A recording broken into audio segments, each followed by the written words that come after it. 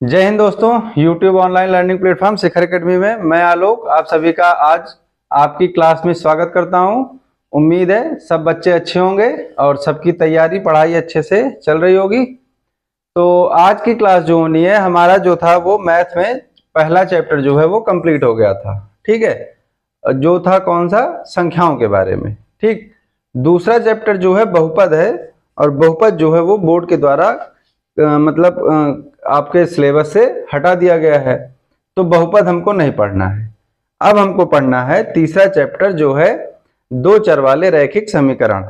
ठीक है, या फिर दो चर वाले रैखिक समीकरण का युग्म। ठीक, तो चैप्टर हमको कौन सा पढ़ना है, तो हम पहले चैप्टर के बारे में जान लेते हैं। चैप्टर हमारा है दो चर वाले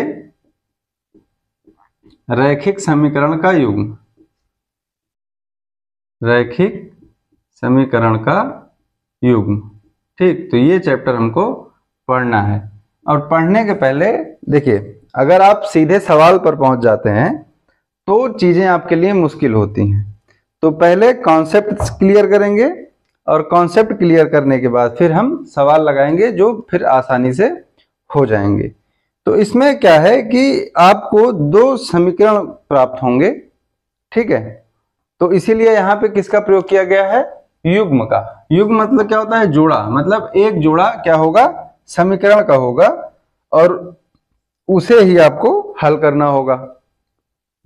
ठीक है, तो दो चर वाले, दो चर का मतलब देखिए, चर का मतलब क्या होता है कि जिनका मान जो है वो बदल सकता है। ठीक है, जिनका मान बदल सकता है। ठीक है, जैसे आप ए बी लेते हैं या फिर एक्स वाई ले लेते हैं, ये सब क्या है, ये सब कौन सी राशियां हैं, चर राशियां। ठीक, ये सब क्या है, चर राशि है। तो ए बी एक्स वाई ये सब जहां पे लगे होते हैं, इनका मान बदल जाता है। जैसे कोई संख्या है 2a।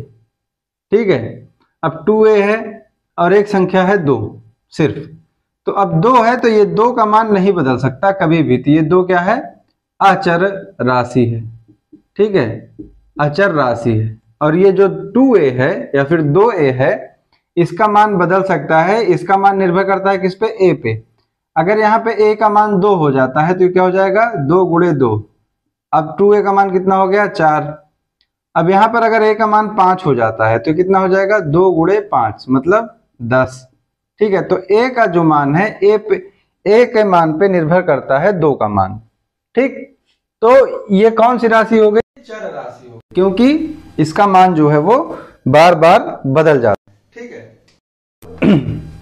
दो चर वाले रैखिक समीकरण कैसे होते हैं, तो ऐसे समीकरण जिसमें दो चर राशियां हो, जैसे ax plus by plus c equal to 0। अगर ऐसा समीकरण दिया गया है, ठीक है, तो ऐसे समीकरण को हम क्या बोलते हैं, दो चर वाले रैखिक समीकरण। ठीक है, यहाँ पे सॉरी बी वाई होगा, ये A X plus B Y plus C. अब यहाँ पे x और y क्या है, ये चर राशि है। ठीक है, और x और y से क्या होगा, जो मान होगा समीकरण का वो बदलता हुआ दिखेगा।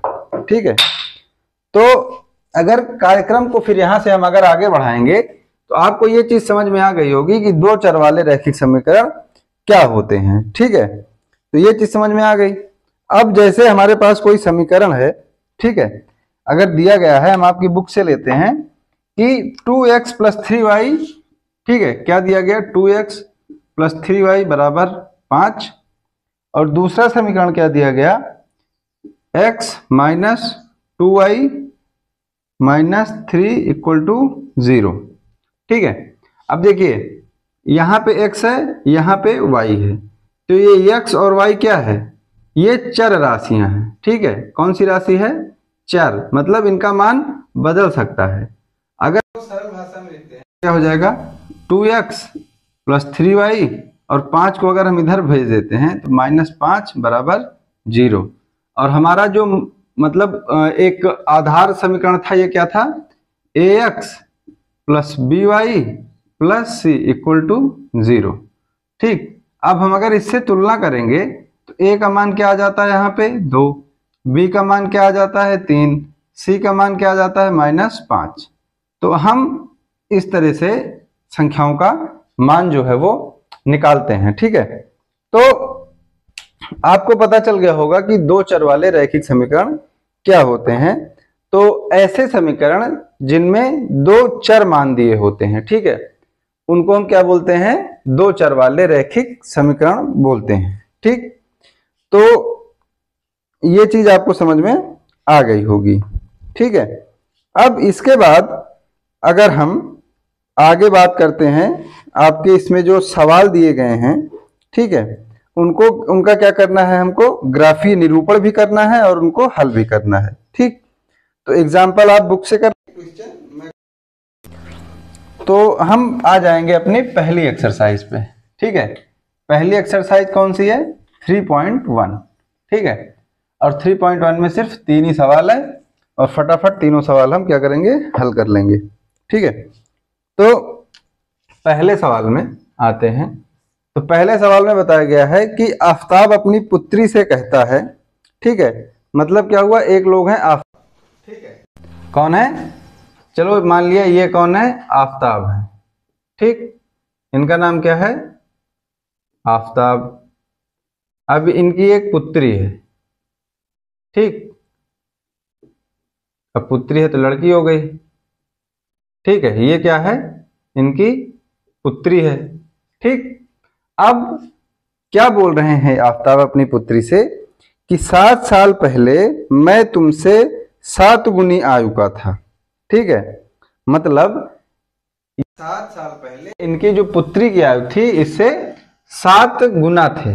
अगर हम वर्तमान की बात करें आज के टाइम पे, ठीक है, तो वर्तमान में हम मान लेते हैं आफताब की आयु क्या थी x और पुत्री की क्या थी y। ठीक है, तो 7 वर्ष पहले, ठीक है, अब 7 वर्ष पहले आयु क्या होगी, जैसे आज आपकी आयु मान लीजिए 15 साल है, तो 7 साल पहले कितनी थी, तो 7 साल पहले आप 7 घटा देंगे। ठीक है, यही चीज ना, मतलब 8 साल थी, तो वैसे ही, ठीक है, जैसे आज किसी की आयु क्या है, वो 20 साल की है, तो 7 साल पहले वो कितने साल का था, तो 7 साल पहले, तो मतलब 7 साल और पीछे जाना पड़ेगा। तो 7 साल जब पीछे जाना पड़ेगा तो हम 7 क्या करेंगे, माइनस कर देंगे, 7 घटा देंगे। तो 20 साल का था तो 7 साल पहले कितने साल का हो गया, वो 13 साल का। तो वही चीज यहाँ पे बताई गई है कि 7 साल पहले ये कितने साल के थे, तो आफताब की आयु से 7 घटा देंगे और इसकी पुत्री की आयु से भी 7 घटा देंगे। ठीक है, हमने क्या किया, घटा दिया। अब आफताब ने क्या बोला अपने पुत्री से कि 7 साल पहले मैं तुम्हारी आयु का 7 गुना था। ठीक है, मतलब जो पुत्री की आयु है इसका अगर हम 7 गुना कर देंगे तो ये क्या हो जाएगा, बराबर हो जाएगा। ठीक, अब यहां से हम क्या करेंगे, इस समीकरण को हल करेंगे। तो समीकरण को हल करने के लिए हम पहले मार्कर बदल लेंगे। ठीक, अब यहां पे क्या हुआ, 7 minus, sorry, x minus 7 equal to 7 गुणे y माइनस 7। अब ये क्या हो जाएगा, x माइनस 7 और इसका मल्टीप्लाई क्या होगा, 7y माइनस 7 सत्ते 49। ठीक है, अब पक्षांतर कर लेंगे तो x माइनस 7y, ये क्या है -7, ये क्या हो जाएगा प्लस 49 इक्वल टू 0। ठीक है, और उसके बाद ये क्या हो जाए, x minus 7y plus 42 equal to 0। ये एक समीकरण बनके आ गया, इसको हम मान लेंगे समीकरण 1। ठीक है, समीकरण 1 मान लिया। ठीक है, अब फिर आगे पढ़ेंगे तो इसमें बोला गया कि अब से 3 वर्ष बाद मैं तुमसे केवल 3 गुनी आयु का रह जाऊंगा। मतलब आफताब जो है, आफताब अपनी पुत्री से फिर बोला कि 3 साल बाद, ठीक है, 3 वर्ष बाद। ठीक है, अभी इनकी आयु कितनी है, आफताब की x है और इसकी पुत्री की y है। ठीक है, अब 3 साल बाद, तो आपकी आयु अभी जैसे 15 साल है, तो 3 साल बाद कितने साल के हो जाओगे, तो 15, 16, 17, 18, तो सिंपल सा आंसर है 18 साल के हो जाओगे। ठीक है। जैसे किसी की आयु आज अगर आप इसे कोई छोटा भाई आपका 10 साल का है तो 5 साल बाद वो कितने साल का हो जाएगा? 15 साल का हो जाएगा। तो यही वाला कॉन्सेप्ट यूज करना है। तो आफताब की अभी आयु कितनी है? x है, और इसकी पुत्री की अभी आयु कितनी है? y है। तो 3 साल बाद मतलब x प्लस 3, और फिर पुत्री की 3 साल बाद y प्लस 3। ठीक है। अब ये क्या कह रहा है कि 3 गुनी रह जाएगी। ठीक है, मतलब पुत्री की आयु क्या 3 गुना करेंगे तो आफताब की आयु आ जाएगी कब? 3 साल के बाद। तो हम ये वाला समीकरण भी अब हल कर लेंगे। ये क्या है? x प्लस 3 बराबर 3 y प्लस 3। हम इसका अब क्या करेंगे? गुणा। तो x प्लस 3 इधर 3 का गुणा करेंगे 3y प्लस 3 तियां 9। ठीक है। अब क्या करेंगे? पक्षांतर कर लेंगे। तो x माइनस 3y, और ये क्या यहाँ पे क्या है? प्लस 3, ये क्या हो जाएगा? माइनस 9 बराबर 0। ये क्या हो जाएगा? x माइनस 3y, अब माइनस 6 इक्वल टू 0। ये कौन सा आ गया हमारे पास? समीकरण 2। ठीक है, समीकरण क्या आ गया? 2 हमारे पास आ गया। ठीक है। अब क्या बोला गया है कि इस स्थिति को बीजगणितीय एवं ग्राफीय रूप में व्यक्त कीजिए। ठीक है। तो अब देखिए बीजगणितीय रूप क्या होता है? बीजगणितीय रूप यही है जो हमारे पास मिल गया है। ठीक है। ठीक। और इसका ग्राफीय निरूपण क्या होगा? मतलब हम इसको ग्राफ में दर्शाएंगे x का मान लेके। ठीक है। तो ये तो क्या हो गया हमारे पास? बीजगणितीय निरूपण। ठीक है। अब अगर हम इसका मान लेते हैं x बराबर 0। ठीक है। कहाँ? समीकरण 1 में। समीकरण 1 में x बराबर क्या लेंगे? पहले हम 0। तो हम यहाँ पे 0 रख देंगे। ठीक है। तो क्या है? x माइनस 7y प्लस 42 बराबर 0। हमने क्या लिया? x equal to 0। तो यहाँ पे 0 माइनस 7y प्लस 42 बराबर 0। अब 42 क्या होगा? उधर जाएगा। तो ये क्या हो जाएगा? माइनस 7y बराबर माइनस 42। तो माइनस से माइनस कट जाएगा, 7 छक्के 42। y बराबर क्या आ गया? 6। ठीक है। तो हमारे पास एक निर्देशांक आ गया x बराबर 0 और y बराबर 6। ठीक है। एक निर्देशांक हमको प्राप्त हो गया। ठीक है। अगर अब दूसरा भी प्राप्त करना है तो हम इसी तरह मान क्या है वो दूसरा रख देंगे। अब जैसे हम यहाँ पे क्या करेंगे? x का मान 7 रख देते हैं। ठीक है। आप कुछ भी रख सकते हैं, 1 2 3 4 कोई भी मान रख के निकाल सकते हैं। ठीक है। हम देखिए यहाँ पे क्या है? 7 है, तो 7 का गुणा लेंगे क्योंकि 7 से ये फिर क्या होगा? कट जाएगा। ठीक है। तो अगर दूसरा लेते हैं मान तो x बराबर क्या ले लिया? 7। ठीक है। अब x बराबर 7 ले लिया तो यहाँ पे 7 माइनस 7y प्लस 42 बराबर 0। अब और 42 कितना हो जाएगा? 49। तो माइनस 7y बराबर माइनस 49। माइनस से माइनस कट गया, 7 49। y इक्वल टू कितना आ गया? 7। मतलब x का मान 7 रखने पर y का मान कितना आ रहा है? 7 आ रहा है। ठीक है। अब इसी के साथ आप फिर देखिए x मान क्या ले सकते हैं? 14। ठीक है। अब x का मान अगर 14 लेंगे तो क्या हो जाएगा? 14 minus 7y plus 42 equal to 0। ठीक है। अब इसके बाद ये क्या हो जाएगा? माइनस 7y प्लस 56 बराबर 0। अब ये क्या हो जाएगा? माइनस 7 बराबर माइनस 56। तो 7 8 56 क्या आ गया? y का मान कितना आ रहा है? 8 आ रहा है। अगर हम एक ग्राफ बनाते हैं, ठीक है, और ग्राफ का निरूपण करते हैं तो देखिए ग्राफ कैसे बनेगा। आप लोग के पास ग्राफ कॉपी होगी, उसमें अच्छे से दिखेगा। ठीक है। हम यहाँ पे क्या लेते हैं? 0। ठीक है। ये क्या हो गया? 0 हो गया। ठीक है। अब 0 के बाद ये क्या हो जाएगा? x, और ये कौन सा अक्ष हो जाएगा? y। ठीक है। देखेंगे तो हम क्या लिया था? अगर x और y का टेबल बनाएंगे तो x से जब 0 लिया था तो y 6 आया था। x को 7 लेने पर y भी 7 और x को 14 लेने पर y का मान 8 आया था। ठीक है, तो ये मान जो है वो आ गया। ठीक, तो यहाँ पे 6 7 8, इसी तरह इस वाले पे भी। अब देखिए ग्राफ कॉपी में क्या होता है, मान दिया रहता है। ठीक है, तो वहां पे आसानी होगी हमको। ठीक, ठीक है, हमको ये आगे तक चाहिए, कहां तक, 14 तक।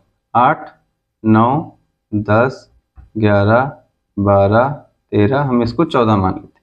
ठीक है, तो अगर दो ही मान का निकालते हैं, देखिए तो x 0 है जब, तो y कितना है, 6 है। ठीक है, x जब 0 है, ठीक, x यहाँ पे क्या हो जाएगा 0 और y कितना हो जाएगा 6, मतलब ये क्या है 0 और 6।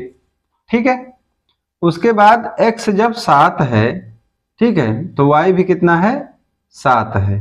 ठीक, अगर हम यहां से इसको निकालेंगे तो ये क्या हो जाएगा 7 और 7। ठीक, तो ये क्या हो गया, इसका ग्राफीय निरूपण हो गया, किस चीज का, इस बिंदु का। ठीक है, तो हम इसको कैसे बता देंगे, ऐसे। ठीक है, ये क्या रेखाएं हो गई, ये दोनों समीकरण की रेखा हो गई। ठीक, आई बात समझ में। तो ये था आपका पहला सवाल। एक बार फिर से आपको बताता हूं। ठीक है, एक लोग थे, उनका नाम था आफताब।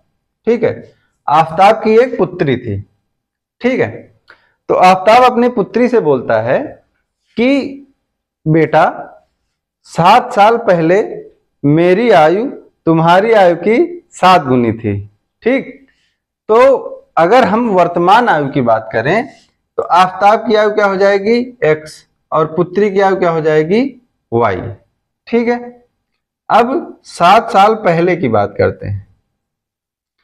तो देखिए अगर आपकी आज की आयु 15 साल है, ठीक है, किसी की 16 साल होगी, तो 7 साल पहले कितनी थी, तो 9 साल रही होगी। जिसकी 16 साल आज है वो 7 साल पहले कितने साल का था, 9 साल का था। ठीक है, तो मतलब क्या करना है, जितने साल पहले उसको घटाना पड़ेगा। तो आफताब की आयु से 7 घटा दिया और पुत्री की आयु से भी 7 माइनस कर दिया, तो ये कितना हो गया, और बोला कि 7 गुनी थी। 7 गुनी का मतलब 7 से गुणा हो जाएगा, और हम यहां से फिर समीकरण को हल कर लेंगे। समीकरण क्या आ जाएगा, x minus 7y plus 42 equal to 0। ये हमारे पास क्या आ गया, पहला समीकरण। फिर आफताब बोलता है कि 3 साल बाद मेरी आयु पुत्री, मतलब पुत्री की आयु का 3 गुना मेरी आयु होगी। तो जैसे अब 3 साल बाद है, तो अभी आप कितने साल के हैं, अभी मान लीजिए आप 16 साल के हैं। ठीक है, 15 साल के हैं, 16 साल के हैं। तो 3 साल बाद जब आपका बर्थडे आएगा तो आप कितने साल के हो जाएंगे, तो मतलब आज की आयु में आपको 3 जोड़ना पड़ेगा, तभी तो बर्थडे आएगा 3 साल बाद।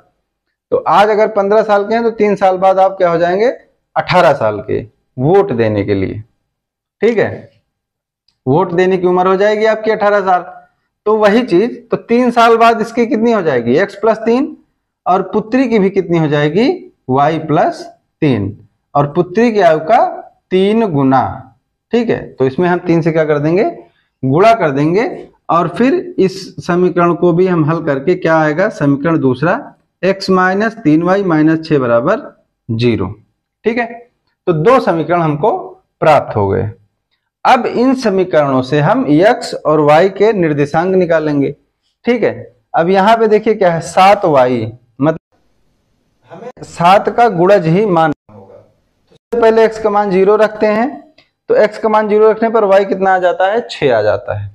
ठीक है, अब उसके बाद x का मान 7 रखते हैं तो y का मान 7 आ जाता है। फिर x का मान 14 रखते हैं तो y का मान 8 आता है।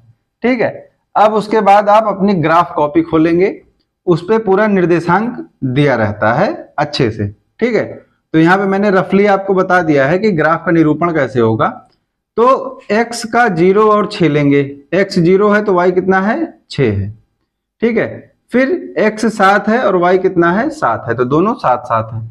फिर जो जो पॉइंट काटता है वहां पे हम उसको मिला देंगे, और ये आपका क्या हो जाएगा, ग्राफीय निरूपण हो जाएगा।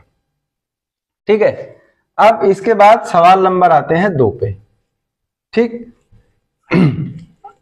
पहला सवाल आप लोगों को अच्छे से समझ में आ गया होगा। जहां पे नहीं समझ में आया है उसको क्या करेंगे, वीडियो को बैक करके देख लेंगे। ठीक है, और आप लोग अगर चैनल पे नए हैं, पहली बार देख रहे हैं, तो चैनल को क्या करेंगे, सब्सक्राइब कर लेंगे। आपका पूरा कोर्स जो है वो यहाँ पे करा दिया जाएगा बिल्कुल टाइम से। ठीक है, तो अब देखते हैं दूसरा क्वेश्चन। दूसरे क्वेश्चन में क्या है कि क्रिकेट टीम के एक कोच ने 3,900 में 3 बल्ले और 6 गेंद खरीदी। ठीक है, और बाद में उसने एक और बल्ला उसी प्रकार की 3 और गेंद 1,300 में खरीदी।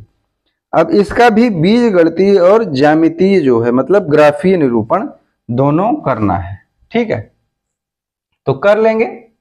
सबसे पहले क्या हुआ, क्या खरीदा गया, बल्ला और, ठीक है, तो अगर हम बल्ले की कीमत को x माने, ठीक है, किसको, कीमत को, ठीक, और गेंद को y।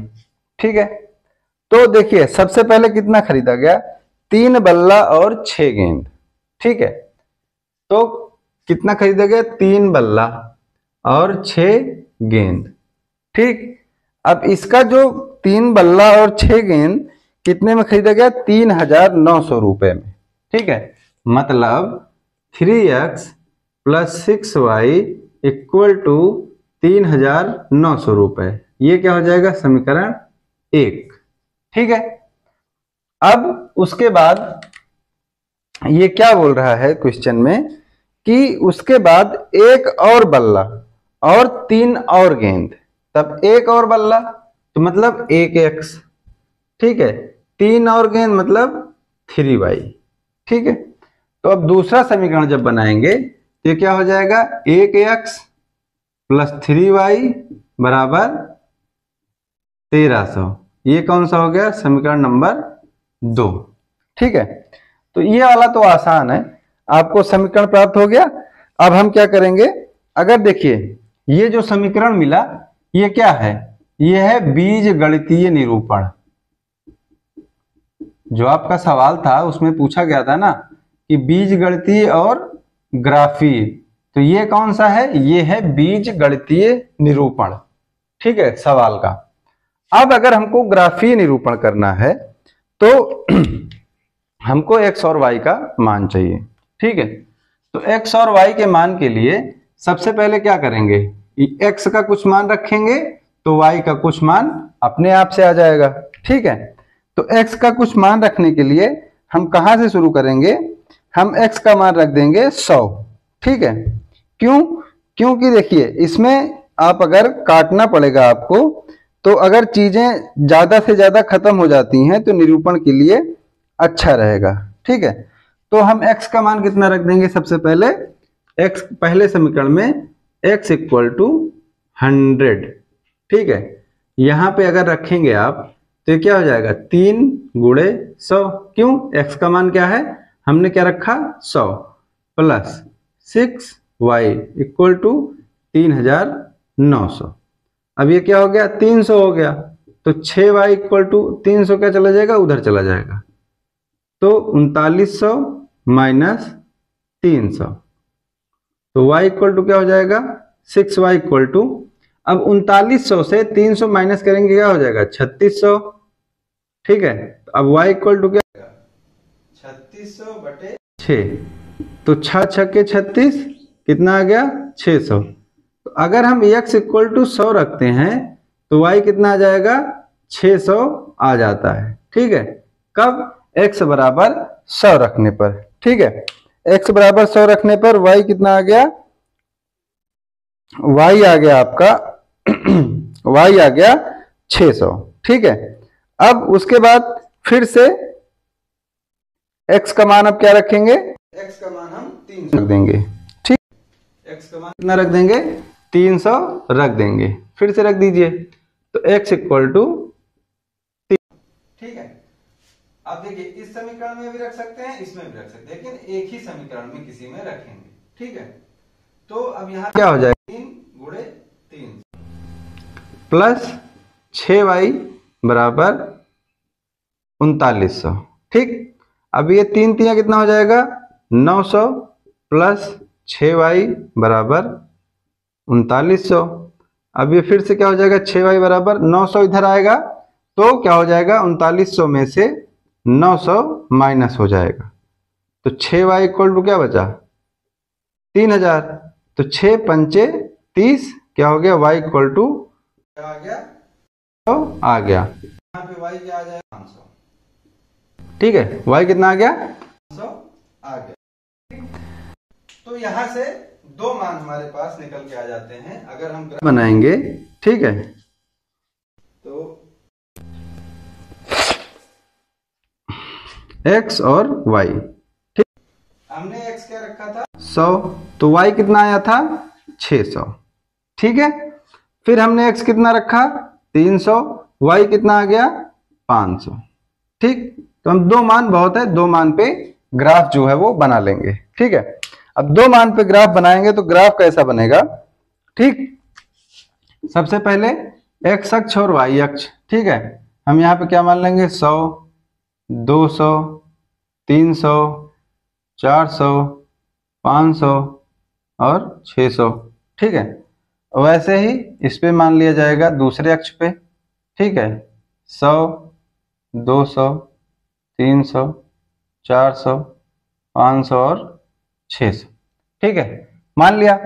अब देखिए x क्या है 100 तो x क्या हो गया 100 तो y कितना है 600 मतलब ये यहाँ पे। ठीक है, ये क्या हो गया 100 और 600। ठीक, फिर दूसरा क्या है x 300 और y 500 तो x जब 300 है तो 500 है। ठीक है, तो ये क्या हो गया ऐसे।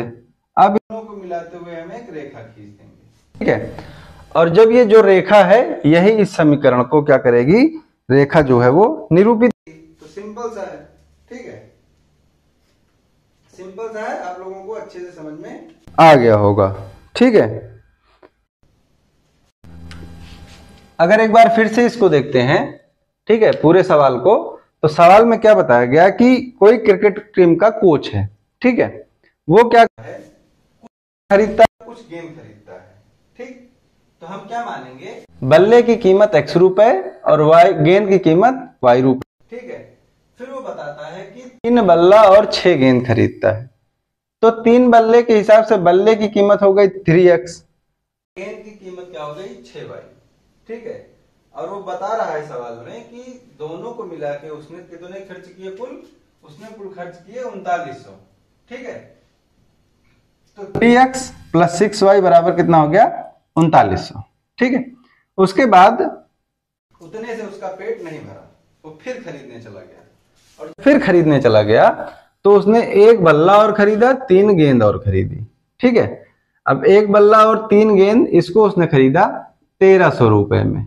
ठीक है, तो यहां से हमको क्या हो गया दो समीकरण जो है वो प्राप्त हो गए। ठीक है, तो ये जो दो समीकरण प्राप्त हुए हमारे क्वेश्चन का पहला उत्तर प्राप्त होता है जिसमें बताया गया कि बीजगणितीय निरूपण क्या है। ठीक है, तो बीजगणितीय निरूपण हमको पता चल गया। उसके बाद हमको अब क्या करना है ग्राफीय निरूपण करना है। ठीक है, तो ग्राफीय निरूपण में क्या करेंगे हम x y। ठीक है, x और y के निर्देशांक निकालेंगे। ठीक है, अगर आपको निर्देशांक का मतलब नहीं समझ में आया, जैसे क्या है ये x अक्ष होता है और y अक्ष, तो ये 1 है, ठीक है, 2 है, 3 है, 4, यहाँ पे 1 2 3 4। हम निर्देशांक क्या होता है जैसे x और y का जब मान दिया रहता है, जैसे x और y का 3 2 तो ये 3 और 2 जो है ये निर्देशांक है, मतलब x अक्ष पे 3 और y 2। हम इसको आगे बढ़ाएंगे जहां पे ये एक दूसरे को काट देंगे, यही क्या हो जाएगा इसका निर्देशांक। ठीक है, तो ऐसे ही हम निर्देशांक निकालेंगे। तो जब हम x के मान 100 रखते हैं तो y का मान आता है 600, फिर हम जब x का मान 300 रखते हैं तो y का मान आता है 500। ठीक, और उसका हम क्या कर देंगे ग्राफ पे निरूपण कर देंगे। ठीक है, और यहां से ये निकल के सामने आ जाएगा। ठीक, अब इसके बाद तीसरा क्वेश्चन है कि 2 किलो सेब और 1 किलो अंगूर का मूल्य किसी दिन 160 था, ठीक है, किसी था 160 था। एक महीने बाद 4 किलो सेब और 2 किलो अंगूर का जो मूल्य है वो कितना हो जाता है, वो 300 रुपए हो जाता है, ठीक। अब हमको क्या करना है, हमको फिर से वही करना है कि इसका बीजगणितीय निरूपण और ज्यामितीय निरूपण, ज्यामितीय मतलब ग्राफीय निरूपण करना है, ठीक है। ये आखिरी सवाल है, ये आपकी क्या हो जाएगा, द एंड हो जाएगा, ठीक। तो अब इसको भी हल करते हैं, ठीक है।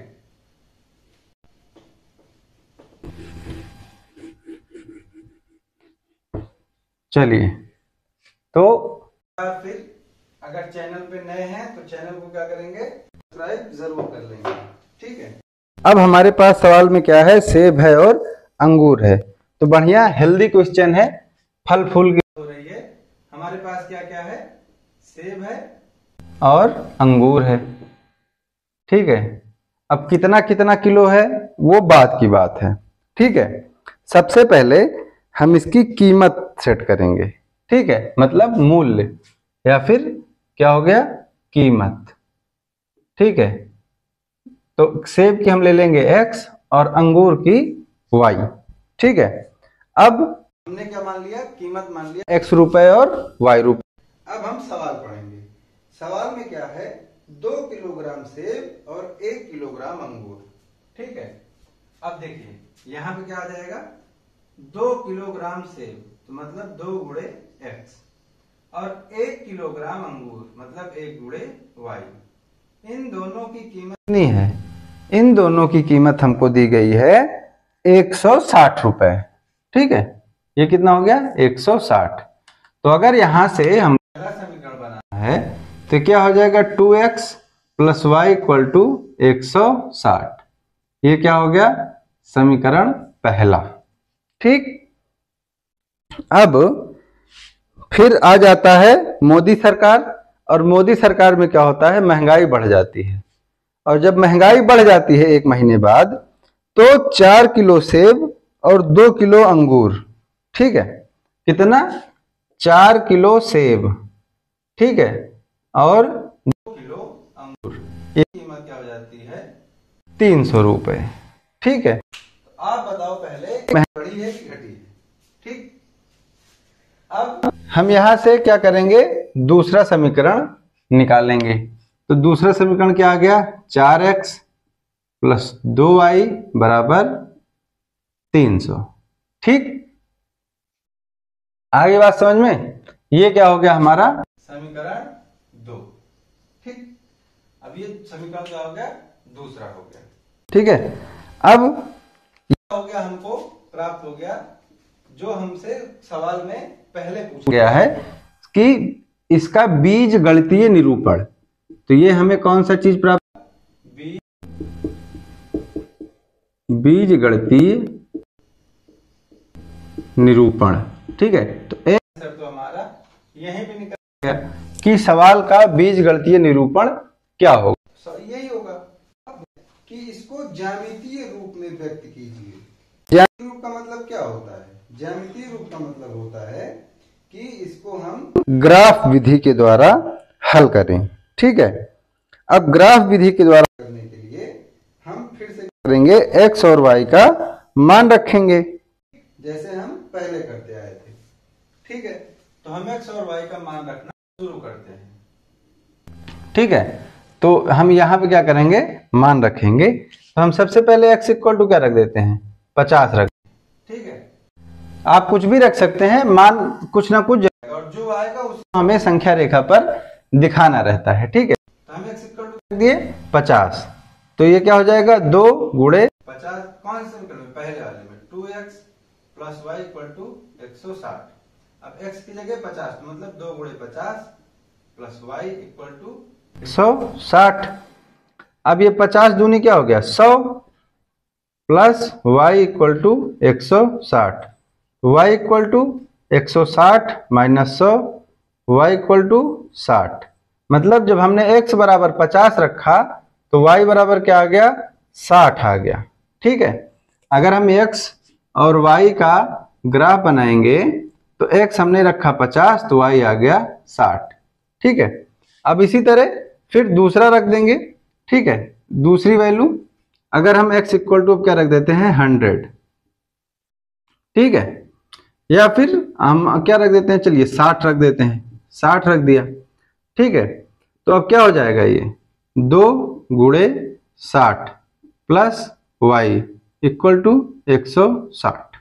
ठीक है, अब 60 दूनी 120, 120 plus y equal to 160, y equal to 160 minus 120, y equal to 40।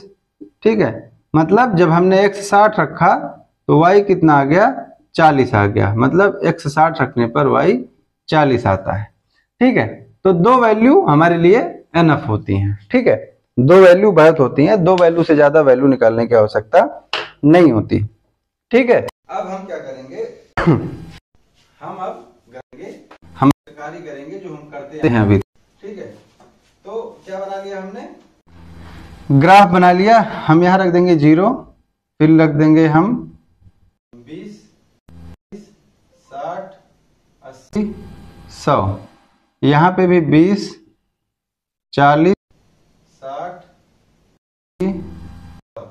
ठीक है, अब x 50 है तो y कितना है 60, तो 50 यहाँ पे होगा 40 और 60 के बीच में, तो x 50 है तो y कितना है 60 है। ठीक है, तो ये कहाँ पे आ गया, यहाँ पे आ गया, ये x 40 y 60। ठीक है, अब फिर क्या है, x जब 60 है तो y 40 है, ये क्या हो गया, यहाँ पे x क्या हो गया 60, y क्या हो गया 40। हम क्या करेंगे, ऐसे एक रेखा खींच देंगे। ठीक है, अब ये जो रेखा खींची गई है यही रेखा क्या है, 2x y इक्वल टू 100 और 2y इक्वल टू 300, ये इसको दर्शाती है। ठीक है, तो ये आपका कौन सा सवाल था, ये आपका सवाल नंबर था 3। ठीक है, तो सवाल यहाँ पे नहीं लिखा जाता है क्योंकि लिखने में क्या हो जाएगा, काफी सारा टाइम लग जाएगा और आपका टाइम बचाने के लिए और खुद का भी। तो ये सवाल से पढ़ लेते हैं और आपको सोल्यूशन करवा दिया था। तो बुक आप सबके पास होगी एनसीईआरटी वाली, तो वहां से कराया गया है। ठीक है, और जहां पे ना समझ में आए सवाल को वीडियो को पीछे करके फिर से देख लेंगे, आपको अच्छे से समझ में आ जाएगा। अब अगली क्लास में हम अगली एक्सरसाइज को करेंगे। ठीक है, इस एक्सरसाइज में 3 ही सवाल, पूरी एक्सरसाइज हमारी एक वीडियो में कंप्लीट हो गई है। ठीक है, जो एक्सरसाइज बड़ी होंगी उसको हम एक से ज्यादा वीडियो में कंप्लीट करेंगे। तो आज बस यहीं तक रहने देते हैं। वीडियो अच्छी लगी हो तो लाइक, कमेंट, शेयर और सब्सक्राइब करें। चैनल को सब्सक्राइब जरूर से जरूर कर लेंगे क्योंकि आने वाली वीडियो जो है वो आपको मिलती रहेंगी। ठीक है, तो मिलते हैं अगली क्लास में, तब तक के लिए जय हिंद, जय भारत, धन्यवाद।